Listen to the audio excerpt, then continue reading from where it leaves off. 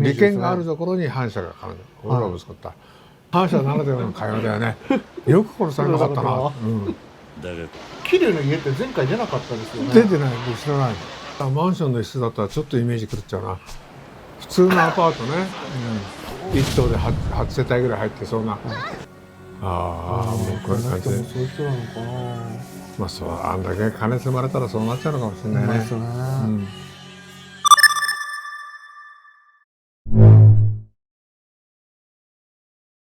早速ですけども、はい、龍が如くの前回の続きからいきます。待ってました。はい。だね。はい、頑張ろう。じゃあ行きましょう。じゃあ始めます。はい。ここからです。はい、第2章。闇の不動産王。はい。雨に打たれてたところからですね。井浦新さんですね。これ、演じてらっしゃる。はいはいはい。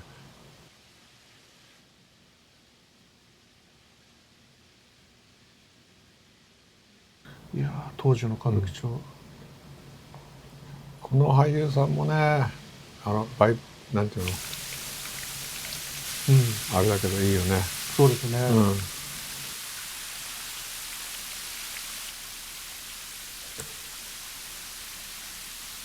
まさかの桐生のシャワーシーンから、セクシーとかですね。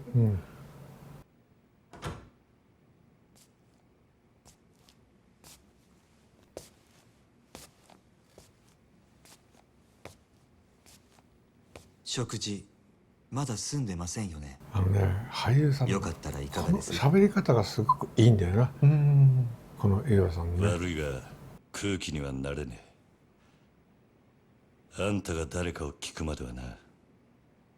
私に危険はありませんよ、桐生さん。くつろいで。さっきまでご飯の話してたせいでゲームのご飯でもお腹減りますね。本当だよな。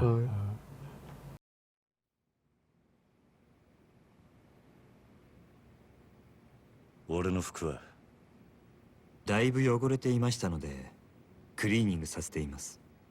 すぐにお返ししますよ。立花さんだったな。花って字が独特ですね。ご安心ください。中華の私は堅気の人間です。カムロ町で不動産屋を営んでいます。これが彼が不動産王かなってことですね。つまりそれが俺に何の用だ。料理本当に食べないんですか。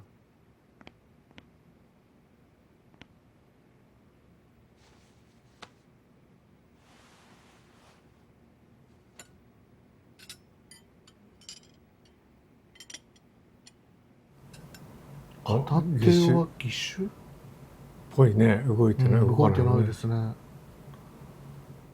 右手は義手です。無作法ならばご容赦を。数年前に失ってから寒くなると痛みます。不思議なものでないはずの指先までうずいて鎮痛。これ本当にあるんだよね。あ、そうなんですか。痛みを我慢するだけです。電車に挟まれて足を落としてしまった人が次の瞬間に何するかとしたらないところの足の部分をかこうとしたりするってね。そんなことは聞いてない。あと身近なところで歯抜いた後さ、登場過剰という全然違うところが痛くなったりするのが、なんか神経なんとかっていうあれであるんだって。登場過剰。いくつもの花が集まって大きな一つの花になっているものをそう言います。実はあなたもよくご存知のある花もその登場過剰でしてね。何の話をしてる。ひまわりですよ。ひまわりのあの大きな花は桐生のいた小さな花の集まり。孤児院がひまわりだから。そうだね。子供が集まる養護施設につけるにはいい名前です。それも知ってるってことだね。知ってるって話してますね。風間さんがひまわりと名付けたんですか。何者だこの人。あそこまで言われるとだんだん誰なんだって気持ちが強くなるよね。怖くなりますよ。同然に育った。知りすぎですよ。もう一人、沢村由美さんというお嬢様です。やがてあなたと錦山さんは親と慕う風間さんを追って極道の世界に入った。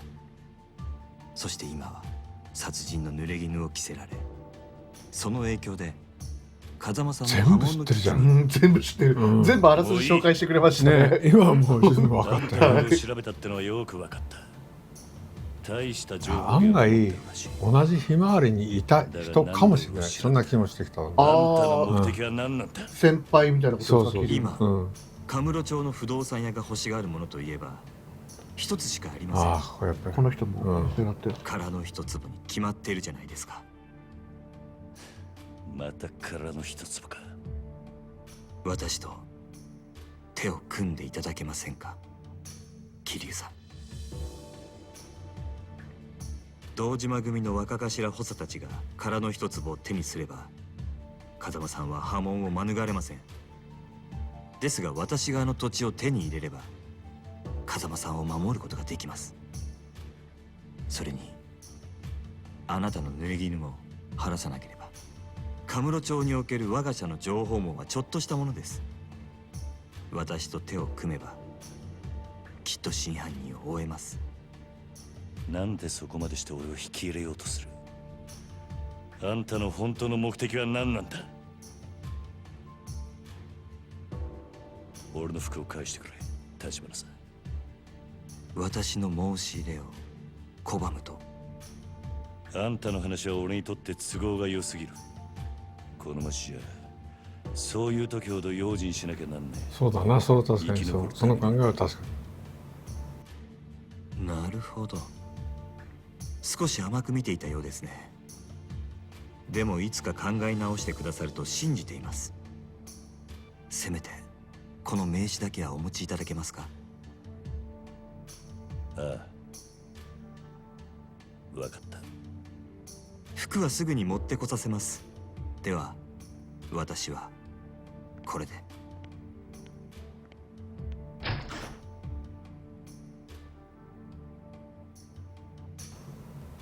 俺がいた新宿署にいた当時はね、はい。歌舞伎町の地上げはあんまり聞かなかったけど、その周りの地上げはすごかったね。うん。でよく寮の後輩たちが言ってた、はお好み焼き屋さん、関西、はいはいはい広島府のその店も手放したって言ってたな。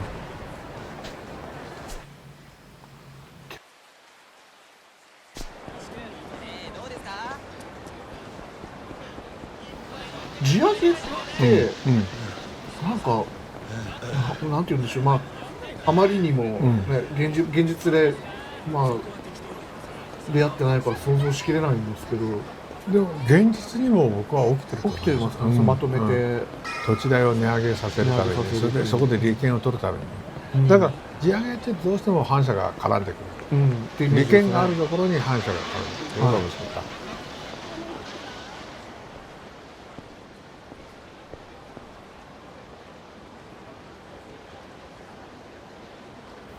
あ、柏木さんが。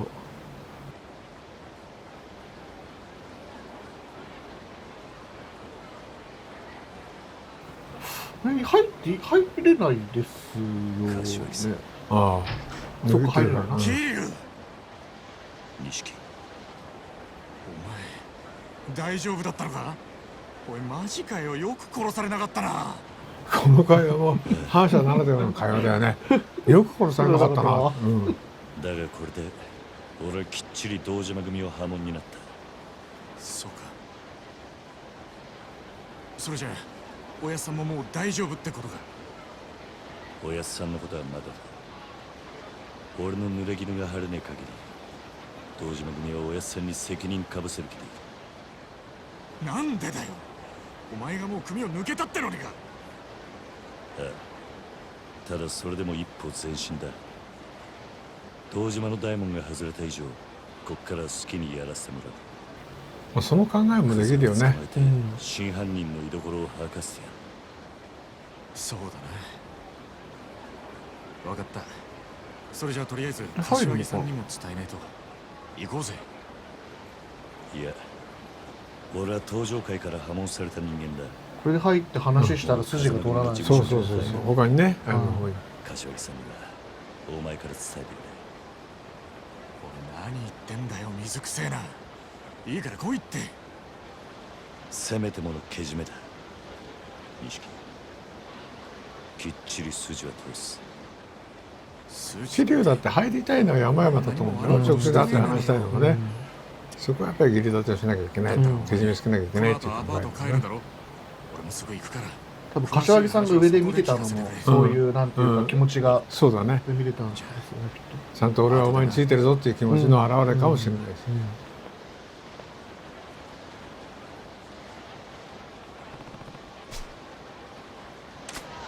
と。桐生の家って前回出なかったですよね。出てない、僕知らない。そうですよね。うん、知らない。そうですよね。でもこれイメージ的にさ、マンションの一室だったらちょっとイメージ狂っちゃうな。普通のアパートね、一棟で 8世帯ぐらい入ってそうな、そうですね。玄関の鍵をこうやって開けるような鍵で、ちょっと近くだってイメージ狂っちゃうからやめてね、少し離れたとこ行ってね。違うの。あ、どういうことですか。いや、桐生の家って。いや、歌舞伎町の外にあるみたいですよ。そうだろう、だからそうそう。あ、これってドラマで見る風景ですけど、やっぱあったんですか。このなんかこうタクシー止めるためにこうやって札束見せてるじゃないですか、多分これ。あ、それは昔ね、今じゃないよ。あ、もちろん昔さ、食安通りはすごいね、タクシーが20、30で客待ちしてたから。そういう時はね、その時は逆にないのか。タクシーが台数が減った時か。その時ね、何としても止めようということです。こうやって今2人ともお金見せびらかして、金持ってんぞって言われて。でも帰りますね、これで。桐生のアパート、どんなアパートでしょう。あ、やった。このイメージ。これ。カムロ層。そう、なんかね、わかるな、これで。で、この階段を登っていく時のね、靴音。あんまりいい鉄板じゃなかったね、今。201号室なんだ。いいな畳で。で、一升瓶が転がったやつがもあのラジカセなんか見たことある。あったね、昔ね。2連になってないですね。ちょっと俺手ぶらで来んなよ、お前。つまみ買ってこいよっていう気持ちですね。本当はね、腹の中ではね。錦、あれから柏木さん何か言ってたか。いや、何も。そうか。でもお前が生きて戻ってきたの見てからまたすげえ勢いで冷麺食ってたよ。冷麺が好きだったな。そう、冷麺好きなんですよ。喋らなかったんだけどな。冷麺って2種類あるの知ってます？どういうことですか？韓国冷麺と岩手の盛岡冷麺と。2種類。違う。麺が違う、まず。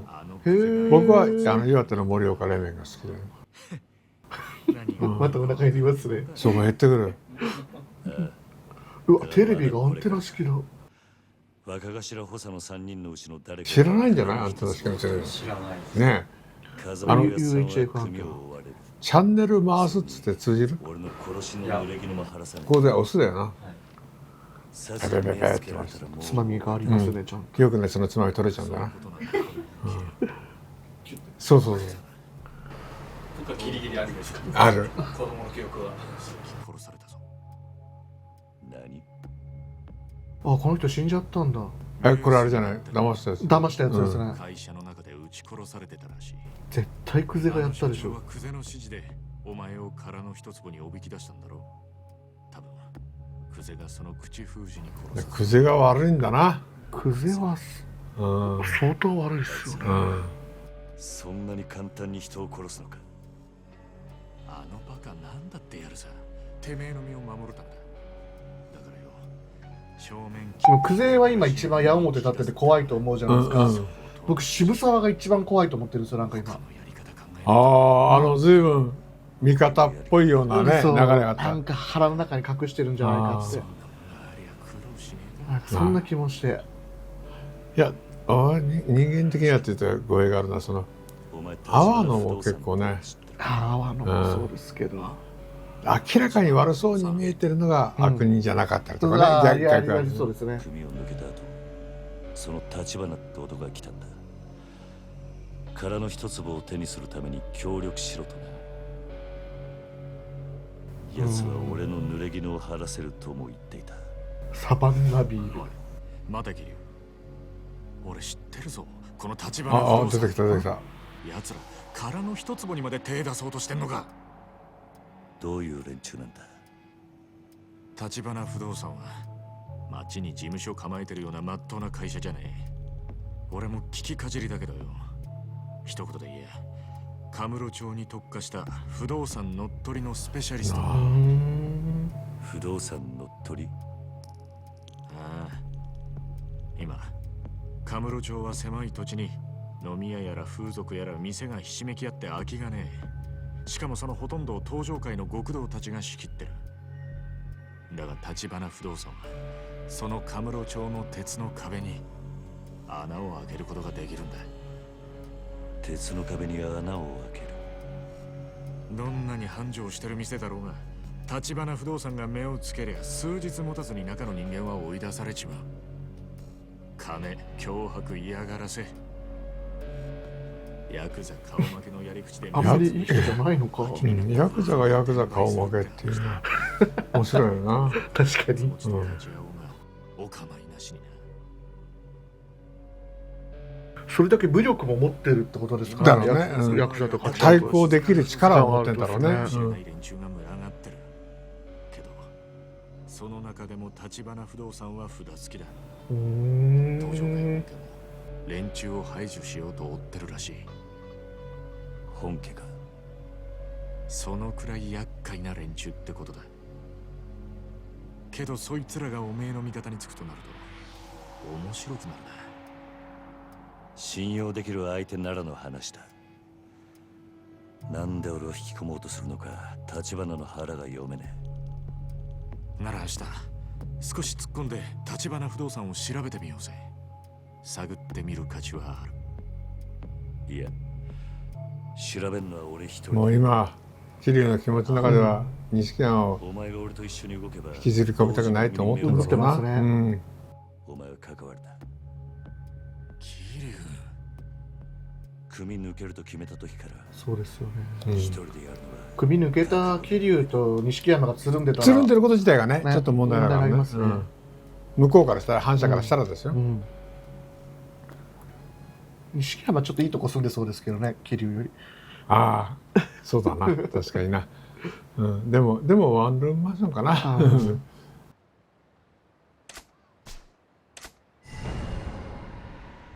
はいじゃあちょっと街へ出ます。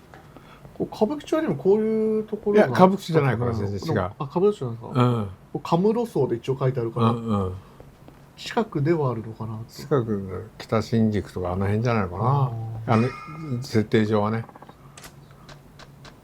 じゃあ行きます。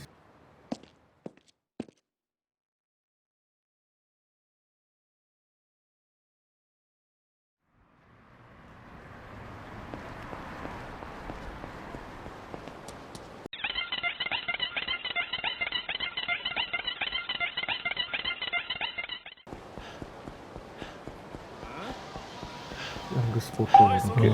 あヤングスポットって言葉が随分馴染んできたね。あ、ヤングスポット、はいはい僕もなんかうんヤングスポットで覚えちゃいましたね。うん。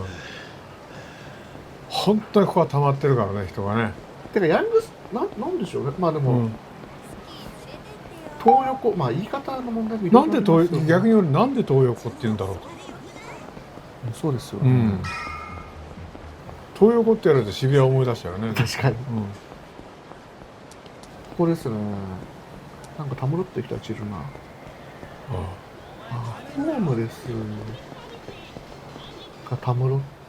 ビルの入り口あのねのたむろ。ホームレスっていう言葉言っちゃいけないんだよ。あ路上生活者ってね。路上生活、そうですね。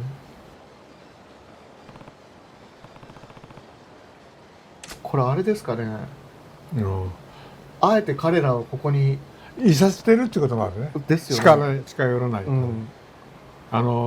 無料のあれだよボディーガードじゃないけど警備員でね1個だけ看板があるってことはやってるというやってことのあれるってこなんだよね。とですね。ここにお客さん来ないようにうんさせてんだ。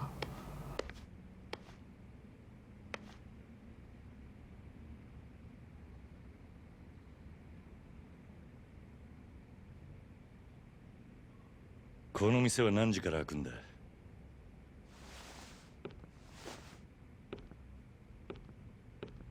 お、どいてくれたっすね。うんもこんなんなったら営業できないですようね。ん。誰？店ならまだ準備中だよ。立花不動産の話を聞きに来たんだが、あんたここの店の？店長だけど、もしかして人生一家の人？人生生一家ないよな。なんだ、違うのかよ。初めて出てきましたね。うんうん人生一家。おい、ちょっと。少しだけ話を聞かせてくれないか。あんた立花不動産にこのビルから追い出されそうなんだろう。何なのあんた。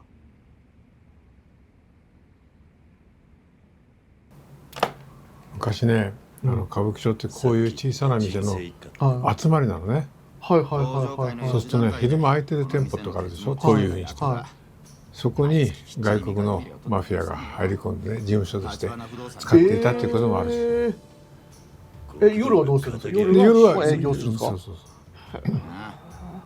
空いてる時間帯だけ。そう。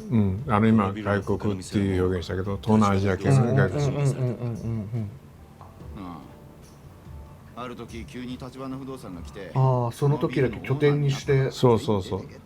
やってたってなるほどね立花不動産って聞いただけでありえそうですね。残ってんのはもううちだけ。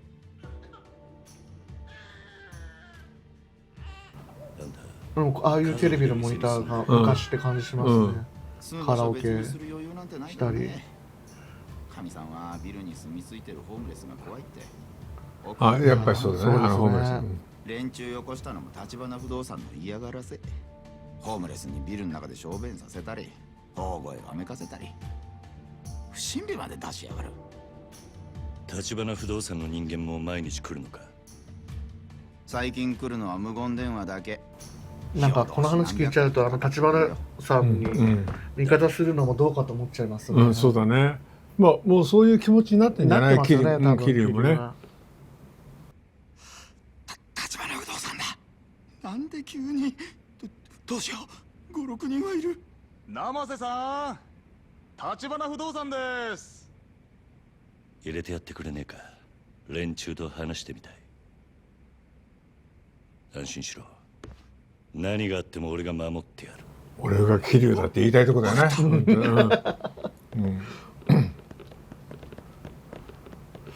いい靴履いてるのが一人いるな。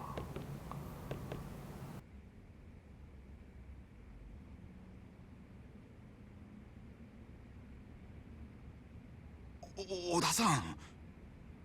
どうも生瀬さん。どうすか、立ち退きの件考えてくれました？うちは出て行きませんよ。そうは言ってもこのビルはもううちがオーナーになってるわけだし、勝手な都合を並べて居座られちゃ困っちゃうんだよな。だからって毎日移転させるときに移転費用、払ってあげたりするじゃないですか。そうするね。こういう見ない顔とっていうかその前にさ、うんこれ今うちのビルなんだっていう表現を彼したけど、はいそしたら確かに残ってる方がああ、そっか。まずくなっちゃうよね。なくなっちゃいますね。この店の用心棒と思ってくれていい。用心棒？誰に対してもです？立花不動産って仇ずらしたヤクザだ。遠回しに攻めてね。攻めてる。別に部外者が何言おうが構いませんが、それより今日はちょっと預かってきたものがありましてね。これ人生一家の親分さんからです。人生一家の詳細が知りたいね、早くね。ですね。それ今まで生瀬さんが人生一家に取られたみかじめ料を登場会計じゃないのかな。何なんだろう。色つけて200万、生瀬さんの代わりに取り返しておきましたよ。極道から金を取り立てた。あんたらがか。200万。それとうちの社長から気持ちとしてプラス200万。ああ、これで出てけってことか。やっぱり俺はもう一丁今出てくる。400という数字あんまり切りがよくないね。そうですね。もう200出るか。ねえ、これも生瀬さん、もうこれで600万手打ちましょうよ。いいんじゃないですか。ね早いとここのビルから出てっちゃもらえませんかね。金の問題じゃねえ。俺はな、勝手な理屈で弱い者の人生好きにできるって、言うねあんたらのその態度が気に食わねえんだよ。立派だよ、その信念を通すんならね。うん。綺麗事はよしましょうや、生瀬さん。もうこれ以上ごねてもあんたのもらいは増えませんから。あ？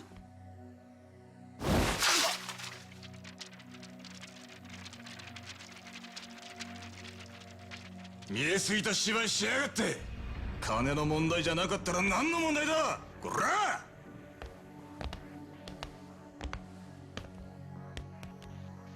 喧嘩だ喧嘩。何か？あんたにはあの鳴き声が聞こえねえのか。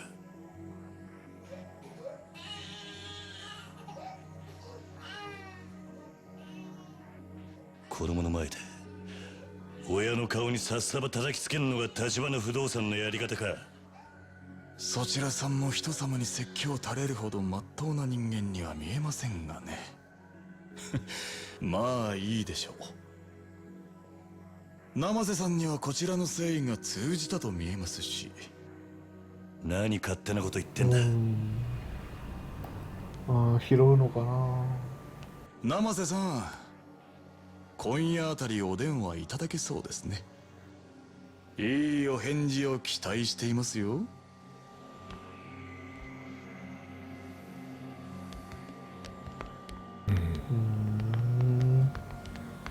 怖い相手ではありますよ。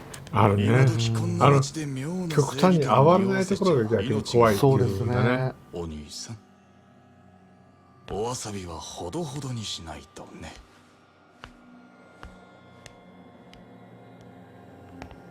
ああ、拾ってる。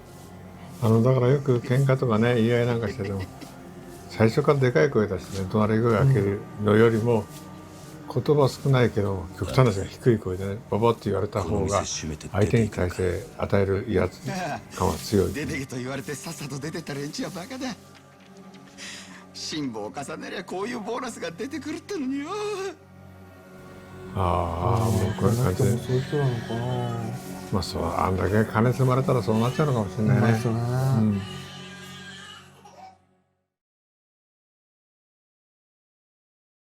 綺麗事言ったってその後の生活を保障できる金額だったら、確かに。なっちゃうよね。なっちゃいますね。うん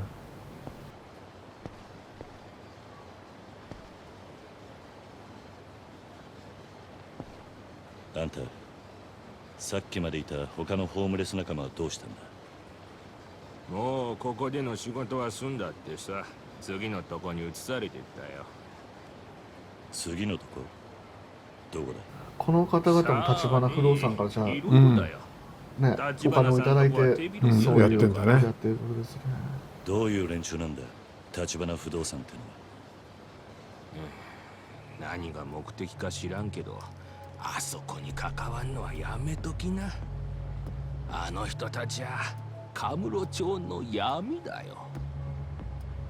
闇だってこういうね、ことは見りゃヤクザなんかよりよこういうっぽどところで怖い。ありがちな。カムロ町中に目と耳を張り巡らせてるから、相手がヤクザだろうが弱み見つけ出してすぐに金玉にそれイン入れちまう。テリヤクザの人特生一家も徴としてその手で追い相手の払われたってわけか。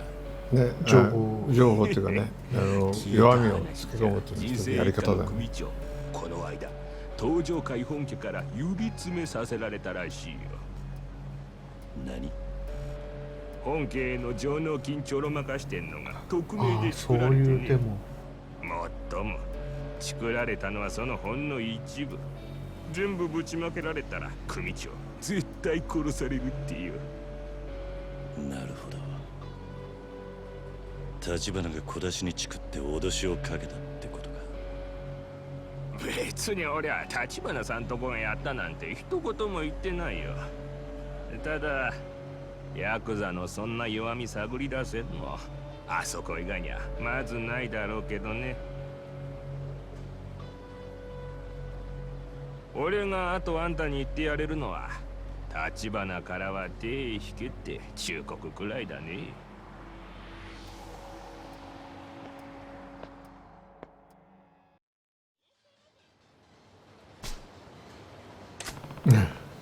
テレクラ連輪棒か。これ確かストレス進めると、テレクラで遊べますよ、確かに。ああ。何その誘惑に満ちたような言い方。テレクラで遊びますよ。だから吉川さん頑張りましょうって言ってるね。ね、本当は自分がするやつ。うん、そんなバカな。